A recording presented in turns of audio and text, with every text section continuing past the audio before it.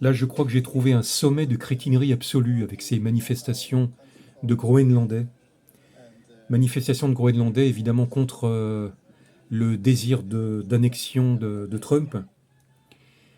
Ils arborent des affiches, des panneaux Our land not yours, Yankee go home. C'est vraiment. C'est à hurler de rire de crétinisme de masse. Ces gens-là sont depuis des centaines d'années complètement soumis corps et âme au Danemark, même en passant sur le fait que le Danemark est un pays totalement américain, avec la National Security Agency qui espionne tous les gouvernements européens basés à Copenhague. Mais les Groenlandaises, par exemple, ont subi des contraceptions forcées par les Danois pendant au moins une vingtaine d'années. Il y a eu des milliers de femmes qui ont subi une ablation d'utérus. Our land, not yours. C'est vraiment extraordinaire. Heureusement qu'il y a le grand Roger Bulliard. Roger Bulliard, OMI, ça signifie Oblat de Marie Immaculée.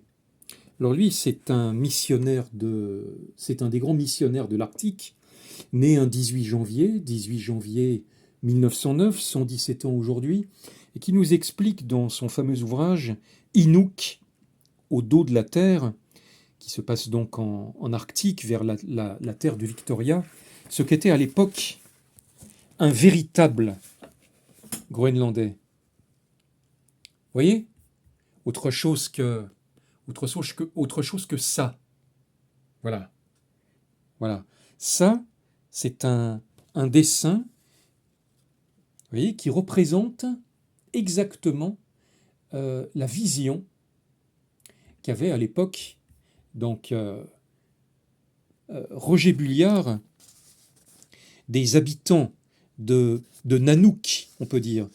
Voilà, c'est un chapitre fameux sur les traces de nos martyrs. Alors voilà ce qu'il écrit, par exemple. Voilà à l'époque comment les Groenlandais se débarrassaient de leurs occupants. C'était pas en faisant des manifs plus ridicules les unes que les autres. Le 8 octobre 1913, deux pères avaient quitté leur asile sur le lac.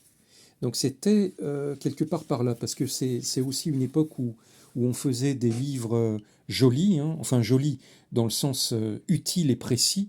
C'était en 1948. Vous voyez, donc il y a ici la terre de Victoria. Alors, je reviens au livre. Le journal des pères mentionne une longue marche de 12 jours sur Terre pour atteindre l'océan glacial, des temps affreux, des chemins difficiles, des chiens affamés. Et à la date du 23 octobre, désenchantement de la part des Esquimaux, nous sommes menacés de famine, que faire? Alors, leur carabine leur est volée, et Bulliard précise, il leur restait 4 jours à vivre.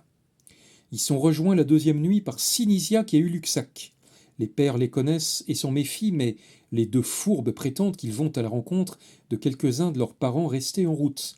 N'ont-ils pas amené 2 chiens pour les aider?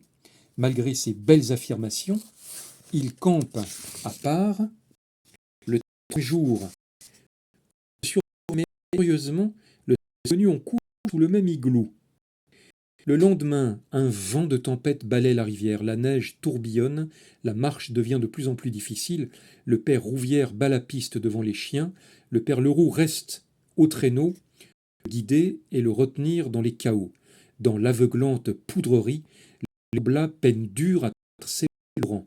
C'est le temps que choisissent les 2 Esquimaux pour se débarrasser de leur harnais. Ils tiraient avec les chiens.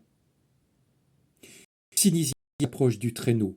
Le père Leroux, intrigué, le suivant des yeux, tâche sa voiture. J'ai, dit-il, à satisfaire un besoin naturel, c'est tout. Le père tourne les yeux dans un éclair, le scélérat joint d'un bond et lui plante son coutelas jusqu'au manche dans le dos. Le blessé se précipite en avant en poussant un grand cri. Achève-le, ordonne Sinisiak à Uluksak. Moi, je vais à l'autre. Le père Leroux saisit les épaules du sauvage et fait appel à sa pitié, mais Uluksak froidement lui porte 2 nouveaux coups de couteau, le premier dans le ventre, le second en plein cœur. L'oblat s'écroule, mort. Le père Rouvière avait cependant entendu le cri de détresse de son frère. Il accourt, mais se rend compte qu'il est trop tard. Comme il voit d'autre part Sinisiac se saisir de la carabine fixée sur le traîneau, il s'enfuit vers le fleuve. Une première balle le manque, la seconde l'atteint dans les reins. Il s'affaisse et, assis sur la neige, attend ses bourreaux. « Achève-le » commande de nouveau Sinisiac, et Uluxac, docilement, l'éventre de sa lame toute rouge encore. Il s'étend de tout son long dans la neige sanglante, les bras en croix, dans l'attitude du prêtre à la préface durant la messe. Comme il respirait encore et que ses lèvres priaient, Sinisiac courut au traîneau chercher la hache des missionnaires et, revenant au moribond, il lui coupa les jambes, les mains et la tête. Cela l'empêcherait de ressusciter pour venir troubler ses assassins. Les monstres n'avaient pas fini leur atroce besogne. S'acharnant sur les cadavres, ils en arrachèrent le foie, qu'ils mangèrent en ricanant. Puis ils jetèrent les deux corps dans un ravin et regagnèrent leur camp en allant dire aussitôt à Cromec : « Nous avons déjà tué les Blancs !» Ceci se passa un après-midi du début de novembre 1913, tout près des chutes du sang.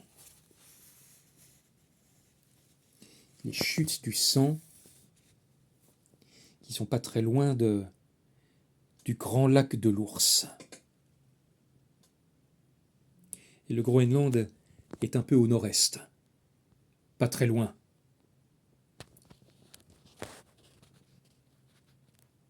Allez Nanook,